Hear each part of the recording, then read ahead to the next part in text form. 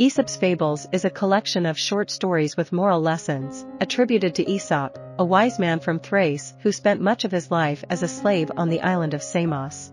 These stories blend elements of myth, legend, and social parables, drawing from the oral tradition and conveying Aesop's didactic moral teachings.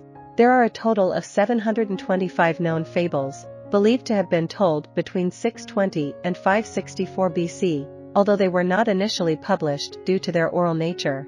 Aesop's fables often feature animals personified to represent vices or virtues, establishing a one-to-one symbolic relationship.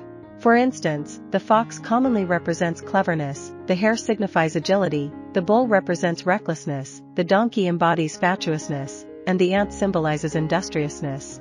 Aesop brings these animal characters together in various social settings and combinations, allegorically exploring the consequences of his formulations. One of his most famous fables, The Ass, the Fox, and the Lion, tells the story of a fox who deceives his donkey friend into meeting the lion, promising eternal protection. However, the cunning lion pretends to agree and ends up devouring both the donkey and the fox. The moral lesson of this tale is that treachery leads to more treachery, harming one's karma and undermining a culture of trust. In another fable, The Fox and the Grapes, a fox attempts to reach a bunch of grapes hanging high on a vine. After multiple failed attempts, the fox gives up and departs, bitterly claiming that the grapes must be sour anyway.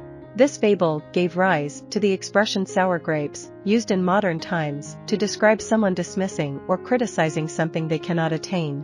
In The Fox and the Bramble, a fox finds itself perched precariously on a hedge and clings to a thorny vine for support. The thorns injure the fox, and it berates the bramble for being unhelpful to others, personifying the plant in the process. The bramble retorts that it is foolish for the fox to trust an entity whose primary purpose is to cling on to others. The moral drawn from this is that seeking help from those who constantly need it is unwise. While many of Aesop's fables involve personified animals, some depart from this tradition. In Zeus, Poseidon, Athena, and Momus, Aesop retells a popular Greek myth about the interactions between the gods. In this tale, Zeus, Poseidon, and Athena engage in a competition to create the most perfect divine creation. Zeus sculpts a man from the earth, Athena constructs a house, and Poseidon invents the bull. Momus, the god of finding fault and inadequacy, is chosen as the judge due to his critical nature. However, Momus refuses to declare a winner and instead criticizes each creation. He suggests that the man should have a window over his heart to reveal his inner thoughts, the house lacks wheels to move away from bad neighbors, and the bull hampers its own strength by having to avert its gaze when charging. Angered by Momus' critiques, Zeus banishes him from Olympus, expressing his frustration that critics are incapable of creating anything good. In some of Aesop's other fables, such as the Two Pots, personified inanimate objects take center stage and deliberate on moral matters. In this particular story, a metal pot and a clay pot tumble into a stream together. The metal pot advises the clay pot to stay close, offering protection against being shattered on the rocks. However, the clay pot refuses, arguing that being near the hard metal pot may result in its destruction, just like the rocks. This fable suggests that the weak should not align themselves with the strong, as their fragile nature may ultimately suffer harm.